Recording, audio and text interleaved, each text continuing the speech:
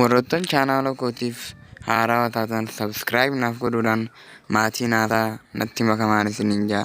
Baay'ee kabajamtootaa fi hordoftoota chaanaalii dhugaaf marti keessanuu nagaa qabdanii nagaa isiniin jechaa jira.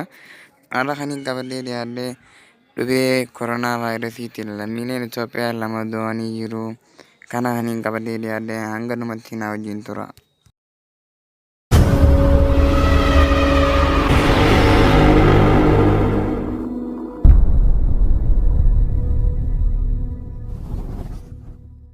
Information haarawaa qabadhee isiniif dhiyaadheetti jira. Namoonni tokko information hin barbaannu waa'ee dhibee kanaatu nutti haasa'inaa jiru.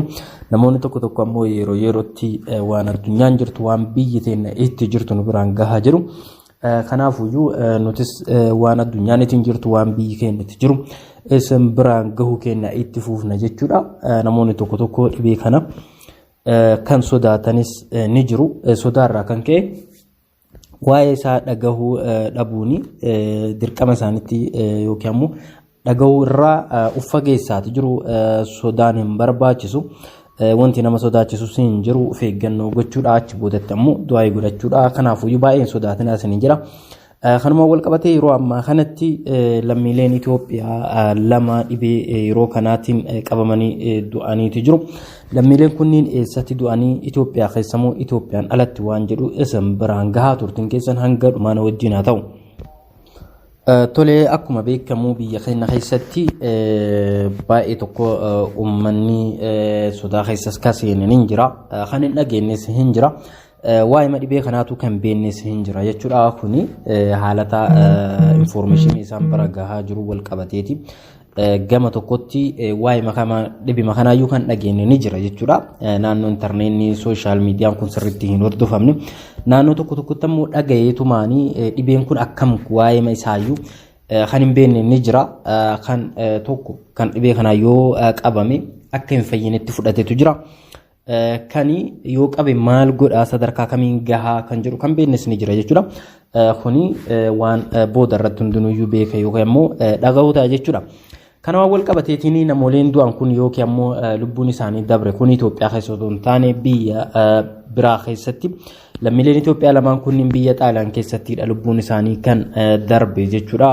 Warroonni lamaaniyyuu warroota umriidhaan achi fagaatanidha. Tokko umriin isaa waggaa 50 oli kan ta'edha. Biyya Xaaliyaan keessatti dhibee kanaan qabamaniitu jiru jechuudha. Baay'ee tokko waan nama gaddisiisudha. Biyya Xaaliyaan keessatti yeroo ammaa kanatti dhibeen kun haalaan babal'achaa deemaati jira.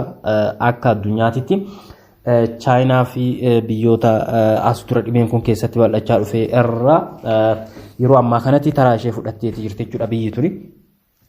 Keessattuu guyyaa kaleessaa guyyaa namoonni baay'een itti qabamanii fi itti du'anidha. Garuu guyyaa har'aatti hanga ammaatitti lakkoofsi namoota dhibee kanaan qabamanii fi du'anii baay'ee tokko xiqqaadha. Garuu ammoo guyyichi dhumateetiin hanga guyyaan har'aa dabrutti galgala irratti waan ifa ta'uudha. Garuu hanga ammaatitti lakkoofsi namoota dhibee kanaan qabamaniis ta'ee du'aniis xiqqoodha jechuudha. Kanaafuyyuu lammiileen kunniin lammiilee Itoophiyaa dhiira tokkoo fi dubartii takkeedha.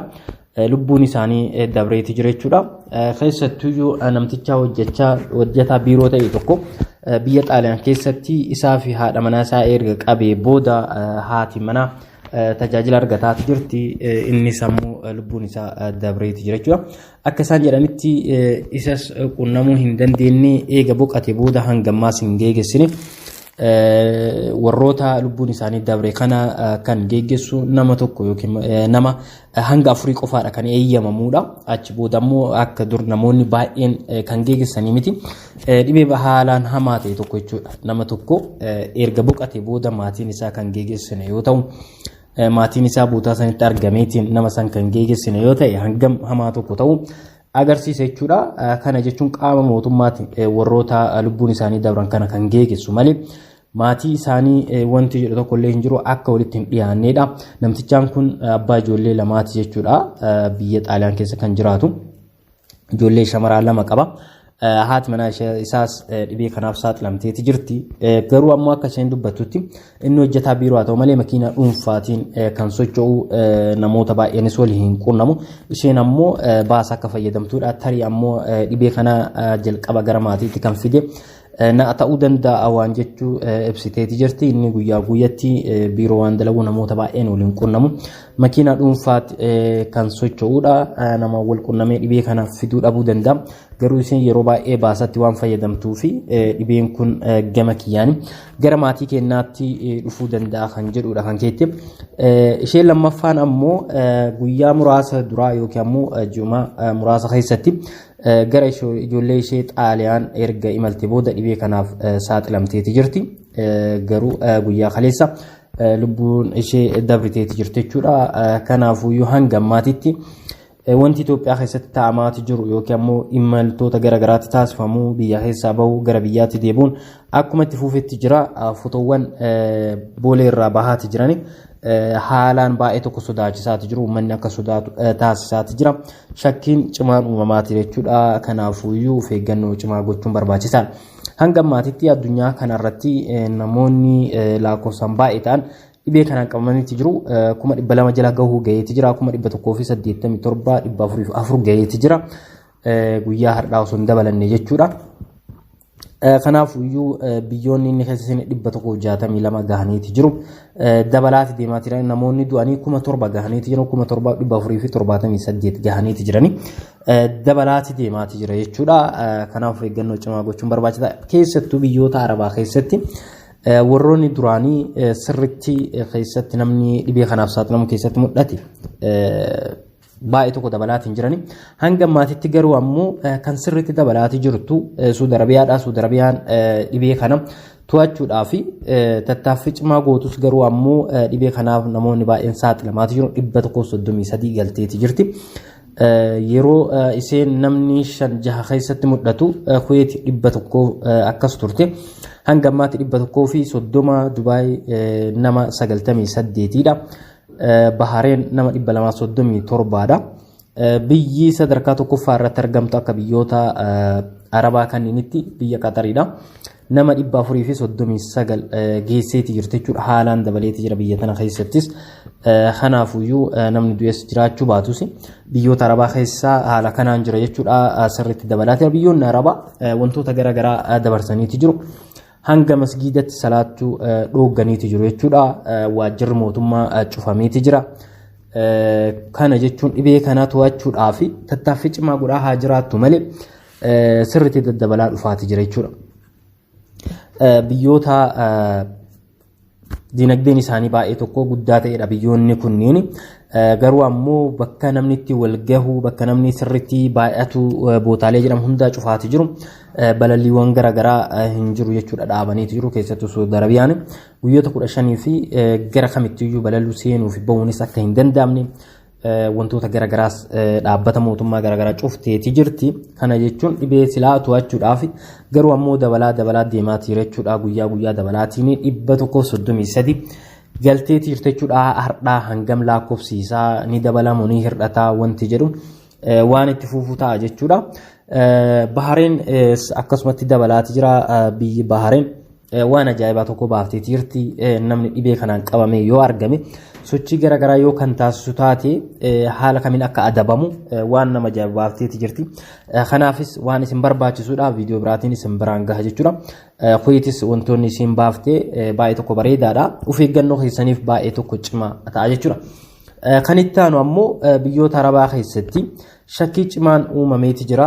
Obboleeyyan keenya baay'ee tokko sodaachaati jiru. Baay'ee tokko sodaan cimaan isaan irratti uumameeti jira.